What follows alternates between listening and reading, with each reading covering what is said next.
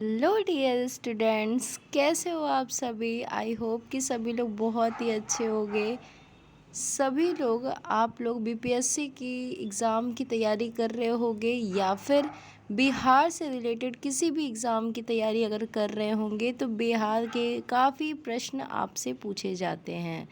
एक तरीके से कहा जाए कि बिहार का सामान्य परिचय होना आपके लिए अति आवश्यक है, क्योंकि कई सारे क्वेश्चंस सामान्य परिचय से पूछ लिए जाते हैं और हमें न पता होने के कारण हमारा 1-2 नंबर कहीं ना कहीं रुक जाता है।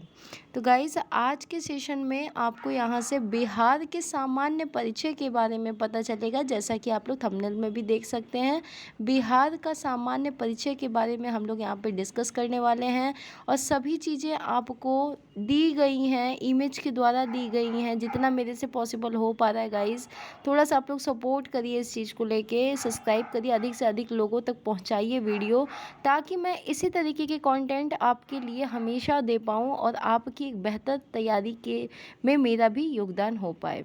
तो गाइस, मैं यही चाहती हूँ कि इस बार होने वाले बीपीएससी के भर्ती में आपका भी एक सीट आरक्षित हो जाए। ठीक है, तो आइए हम देखते हैं बिहार का सामान्य परिचय। अगर हम बात करते हैं नामकरण की, तो बिहार का नामकरण कैसे हुआ। तो यहाँ पे आप देख रहे होंगे कि 12वीं सदी में बौद्ध बिहारों की बहुलता के कारण इस क्षेत्र का नाम बिहार पड़ा। तो यहाँ से आपको एक चीज़ समझना होगा कि 12वीं सदी की बात करें तो 12वीं सदी और बौद्ध बिहारों की बहुलता के कारण, यानी कि उनकी मात्रा अधिक होने के कारण यहाँ इसका नाम क्या हुआ, बिहार हुआ। सेकंड चीज़ें, बौद्ध अनुयायी के प्रार्थना स्थल को बिहार कहा गया, विहार कहा जाता था। इन्हें बौद्ध भिक्षुओं में निवास करते थे। इनमें कौन निवास करता था, तो बौद्ध भिक्षु अधिक मात्रा में निवास करते थे। गाइज, ये आपने भौगोलिक स्थितियाँ देखनी है कि लंबाई कितनी है, चौड़ाई कितनी है। आप लोग ये नक्शे के माध्यम से, ये मैपिंग के माध्यम से आप देख सकते हैं। उसके बाद हम अक्षांशीय विस्तार, देशांतरीय विस्तार और इसकी लंबाई चौड़ाई क्या है उसके बारे में हम रिटर्न भी आपको दिखाते हैं। नीचे चलते हैं, देखिएगा। अक्षांशीय विस्तार की हम बात करें तो आपके सामने अक्षांशीय विस्तार है, कहाँ से कब तक है। देशांतरीय विस्तार भी आपके सामने लिखा है। कभी कभी यहाँ से क्वेश्चन इंपॉर्टेंट बनता है, राज्य की आकृति कैसी है, तो ये राज्य की आकृति आपकी आयताकार है। कौन से राज्य की, बिहार राज्य की, याद रखिएगा गाइस। ओके, चलिए, अच्छी बात है। आइए और देखते हैं। देखिए गाइज, यहाँ से आपके लिए इम्पोर्टेंट क्वेश्चन बनता है कि 12 दिसंबर, यहाँ से मोस्ट इम्पॉर्टेंट चीज़ें हैं। 12 दिसंबर 1911 ईस्वी को दिल्ली दरबार में पृथक बिहार प्रांत बनने की घोषणा की। अब बताएंगे आप लोग दिल्ली दरबार कितनी बार लगा, तो मैं आपको बता देती हूँ 3 बार लगा। और आप लोग सभी लोग कमेंट में करिएगा कि कब कब लगा दिल्ली दरबार।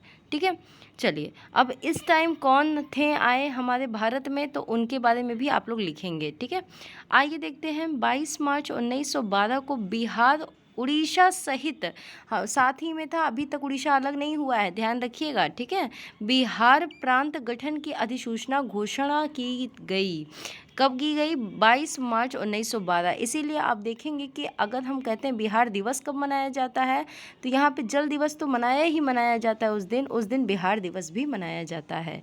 ओके गाइस, चलिए आगे देखते हैं। 1 अप्रैल 1912 को बिहार यानी कि प्रांत का गठन हुआ था। और साथ ही साथ ध्यान में रखिएगा, अभी तक उड़ीसा अलग नहीं हुआ। जब उड़ीसा अलग होगा तो उसका भी डेट आपको याद रखना है। जैसा कि हम नीचे ही देख रहे हैं कि 1 अप्रैल 1936 में बिहार और उड़ीसा अलग हो गया। 1912 में साथ में था, ध्यान रखिएगा, 1912 में साथ में था जब बिहार दिवस मनाया गया। लेकिन 1 अप्रैल 1936 को यह अलग हो गया और बिहार और उड़ीसा अलग हो गया। ओके गाइस, चलिए बढ़िया।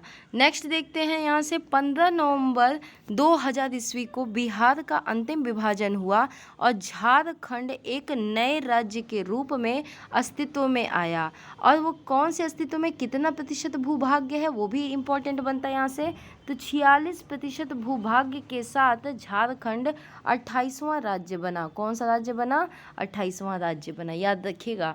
ठीक है, चलिए आइए। अब यहाँ से क्वेश्चंस जैसा आपके एग्जाम में आ सकता है उसी तरीके का क्वेश्चंस एकदम देखने को मिलेगा।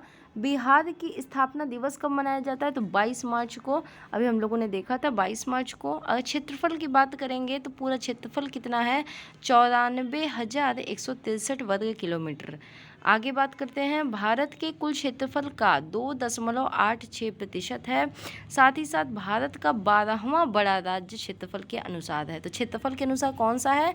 तो 12वां बड़ा राज्य है, याद रखिएगा। चलिए नीचे देखते हैं कि कुल जनसंख्या कितनी है बिहार की। तो याद रखिएगा 10,40,99,452। कौन सी जनगणना के अनुसार? तो 400। यहाँ पे आपको याद रखना पड़ेगा कि जनगणना 2011 का जो जनगणना हुआ था उसी के अनुसार 10,40,99,452 है। ये आंकड़ा आपको याद रखना होगा, ठीक है। चलिए भारत की कुल जनसंख्या की बात करें तो ये कुल जनसंख्या का 8.60% है। भारत का तीसरा बड़ा राज्य जनसंख्या के अनुसार है बिहार हमारा।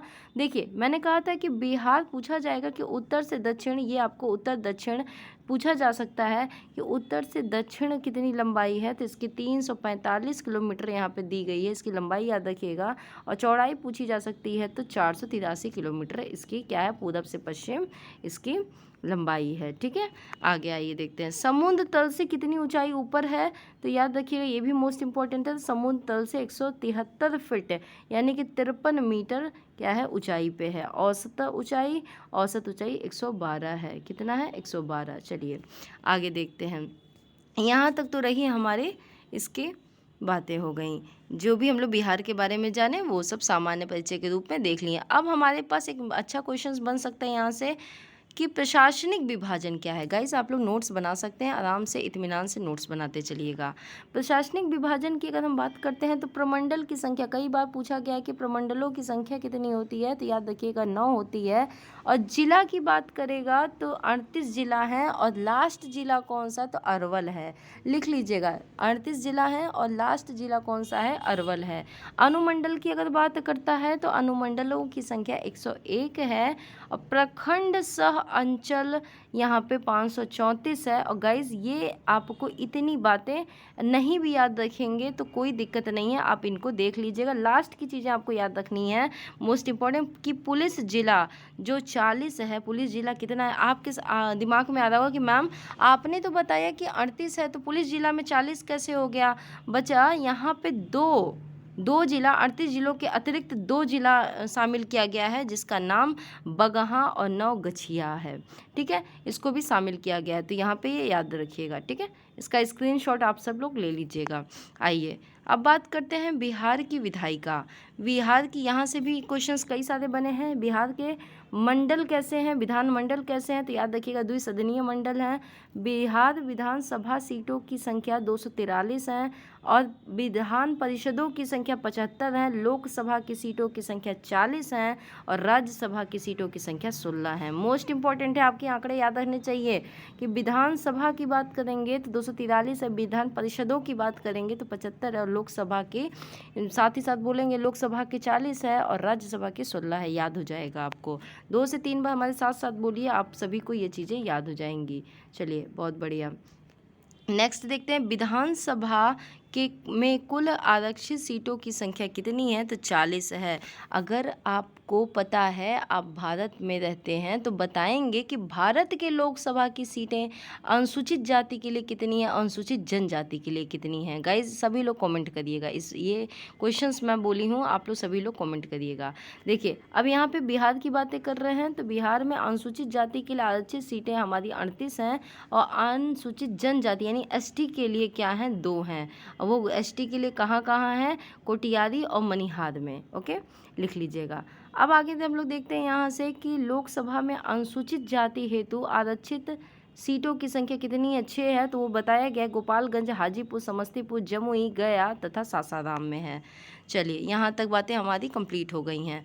चलिएगा आगे देखते हैं, जैसे आप कभी ज़मीन खरीदने जाते हैं या फिर वहाँ पे देखते हैं कि आपको चौहद्दी पूछी जाती है, ठीक है। चौहद्दी का मतलब है कि आपके चारों इलाके में आपको पता होना चाहिए कि कौन किससे कितना टच में है, कितने सीमा टच करता है या फिर हमारे बगल में है कौन, है ना, ये पता होना चाहिए। ये सभी को इतना तो पता होगा कि अगर ये नॉर्थ में है तो साउथ में कौन है, ईस्ट में कौन है, वेस्ट में कौन है, सबको ये पता होना चाहिए। तो वैसे ही हमारे बिहार के सबसे पहली बात है कि 3 राज्य तथा एक अंतर्राष्ट्रीय देश की बात करें तो उससे टच करता है, एक देश से टच करता है। जैसे कि अगर हम देखते हैं कि झारखंड जो हमारा है, दक्षिण में झारखंड से, यहाँ पे आप मैपिंग से समझ सकते हैं, मैपिंग से आप समझ सकते हैं कि अगर हम बात करते हैं तो राज्य उत्तर की अगर हम बात करते हैं, यानी कि नॉर्थ की हम बात करते हैं नेपाल से, अगर साउथ की बात करते हैं तो यहाँ पे याद रखना आपको नेपाल के 7 जिलों से साझा करती है और 7 जिलों के आपके नाम लिखे हुए हैं। और दक्षिण में यानी साउथ की बात करेंगे तो 8 जिलों से टच करती है, सीमा साझा करती है। कभी कभी पूछ लिया जाता है कि ऐसा कौन सा राज्य है जो 3 राज्य तथा एक देश को टच करती है, तो आपके पास आंसर प्यारा सा निकल के आएगा, हमारा अपना बिहार। ठीक है, चलिए पूर्व में अगर बात करते हैं तो ये 3 जिलों को साझा करती है, किशनगंज, पूर्णिया और कटिहार। अगर हम पश्चिम में बात करते हैं तो उत्तर प्रदेश के 8 जिलों से सीमा साझा करती है, तो 8 जिलों का नाम आपके सामने लिखा हुआ है। अब हमारा एक लास्ट थिंग आ रहा है जो कि मोस्ट इम्पॉर्टेंट है। जैसा कि हमने कहा कि बिहार के सामान्य परिचय में हमें 10 से 15 मिनट में सभी कंटेंट को शामिल कर लेना है। गाइज आप लोग सब्सक्राइब कर लीजिएगा चैनल, यहाँ से आप देख रहे होंगे कि आपको लगातार एक से बढ़कर एक वीडियो मिलती चली जा रही है और कंटेंट के साथ है। तो आप स्क्रीनशॉट ले सकते हैं और इसका नोट्स अपने हाथ से बना सकते हैं, कोई भी डेटा आपको गलत नहीं दी जाएगी। ओके, चलिए देखते हैं। अगर प्रतीक की हम बात करते हैं, राजकीय प्रतीक की, तो राजकीय चिन्ह है बोधि वृक्ष है। प्रथम राजकीय भाषा की बात करते हैं तो हिंदी प्रथम राजकीय भाषा है, और द्वितीय राजकीय भाषा की बात करते हैं तो उर्दू हमारी द्वितीय राजकीय भाषा है। वृक्ष की बात करते हैं तो पीपल हो जाएगा, और पुष्प की बात करेंगे तो गेंदा हो जाएगा, और राजकीय पशु की बात करेंगे तो बैल हो जाएगा, जिसे 2013 से पूर्व रिछ नाम से जाना जाता था। ठीक है, राजकीय पक्षी की बात करेंगे तो गौरैया हो जाएगा, 2013 में इसे उसके पूर्व पाख्ता के नाम से जानते थे। ठीक है, राजकीय मछली की बात करेंगे तो उसे मांगुर कहते हैं, मांगुर नाम है उसका। बिहार का राजकीय गीत मेरे भारत के कंठहार तुझको सत सत वंदन बिहार। ठीक है, याद रखिएगा गीतकार कौन थे, सत्यनारायण जी थे। संगीतकार हरिप्रसाद चौरसिया एवं शिव कुमार शर्मा थे। मान्यता दी गई वर्ष 2012 में। और बिहार राज्य का प्रार्थना गीत क्या था, मेरी रफ्तार पर सूरज की किरणें नाच करें।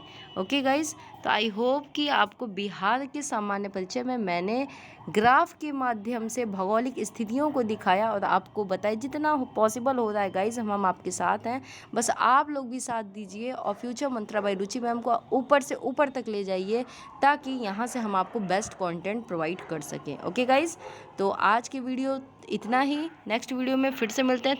Thank you so much.